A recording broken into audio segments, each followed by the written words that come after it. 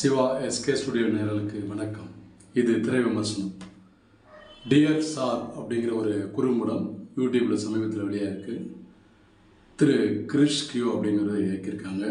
Jayasuraj music போட்டிருக்காங்க. அழகான கருத்தை உள்ளடக்கிய ஒரு குறும்படம்.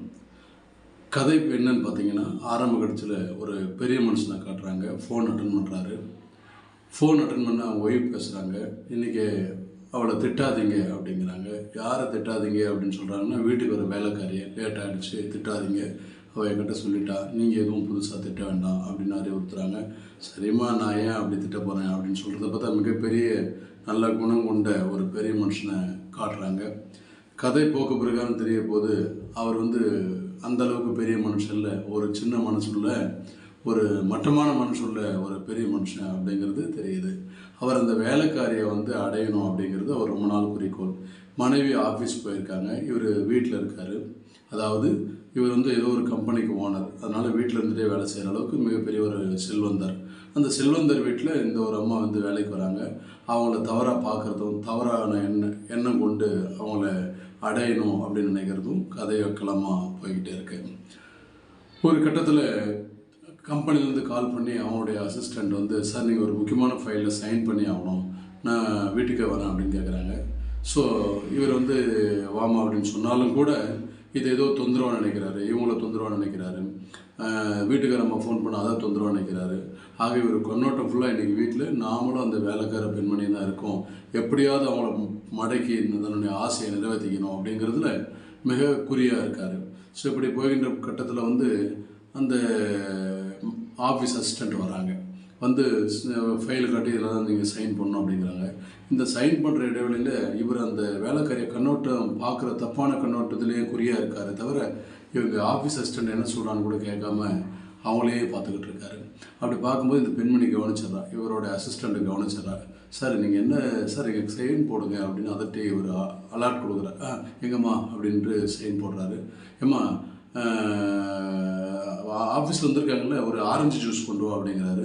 கண்ணாமணிக்கு அந்த பெண்மணி எடுத்துட்டார் வேலைக்காரியை. படிச்சிருந்தால் தானே அறிவு வரும், படிச்சிருந்தால் தானே அறிவு வரும். நம்ம ஒன்று செஞ்ச சீக்கிரம் வரலாம், நேரத்துக்கு வர்றது கிடையாது. நீ பார்த்தியா எப்படி கரெக்டாக வந்திருக்க, இவளுக்கெல்லாம் அப்படி நீ படிச்சிருக்கம்மா, இவளுக்கெல்லாம் அப்படி படிப்பறிவு கிடையாது அப்படின்னு சொல்லிட்டு படிக்காதவன்றதை திருப்பி ரிப்பீட் பண்ணுறாரு. டக்குன்னு அந்த பெண்மணிக்கு கோவம் வந்துருச்சு, அசிஸ்டண்ட்டுக்கு, இந்த ஆஃபீஸ் அசிஸ்டண்ட்டுக்கு. சார் என்ன சார் ஓவராக திட்டுறீங்க, அவங்கள படிக்காதவங்க சொல்கிறீங்களே, நீங்கள் மட்டும் என்ன படித்தவர் மாதிரியா நடந்துக்கிறீங்க அப்படின்னு திரும்புகிறா.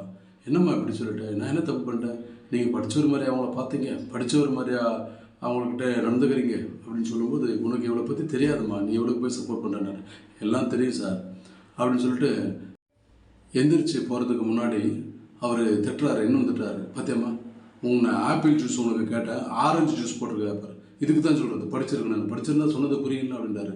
சார், எனக்கு ஆரஞ்சு ஜூஸ் தான் பிடிக்கும் அப்படின்னு எங்கள் அம்மா எவ்வளோ கரெக்டாக போட்டு கொடுத்தாங்க பார்த்தியா, அதான் சார் எங்கள் அம்மா அப்படின்னு இவருக்கு அதிர்ச்சி ஆகிடுச்சு. என்ன, இந்த வேலைக்கார தேவி உன் அம்மாவா அப்படின்றா. ஆமாம் சார், எங்கள் அம்மா படுற கஷ்டத்தை என் கண் முன்னாடியே பார்த்துட்டேன்.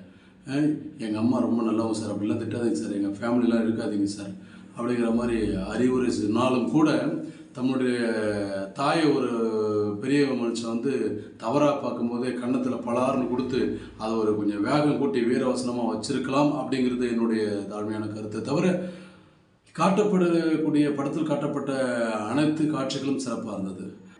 ஆக கதைக்களம் முழுதும் கவர்ச்சிகரமான இசையும் கவர்ச்சிகரமான காட்சியும் காட்டியிருந்தாலும் கூட அந்த கவர்ச்சியை வச்சு இயக்குனர் ஒரு கருத்தை சொல்லியிருக்காரு அப்படிங்கிறது வரவேற்கத்தக்கது.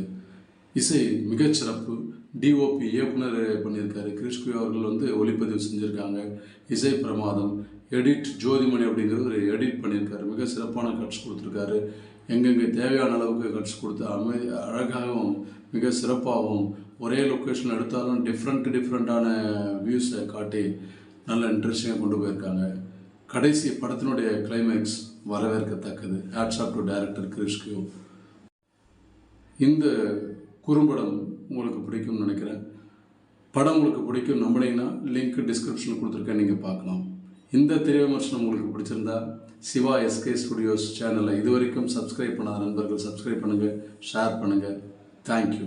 அடுத்த விமர்சனத்தில் உங்களை சந்திக்கும் வரை விடைபெறுவது சிவகுமார்.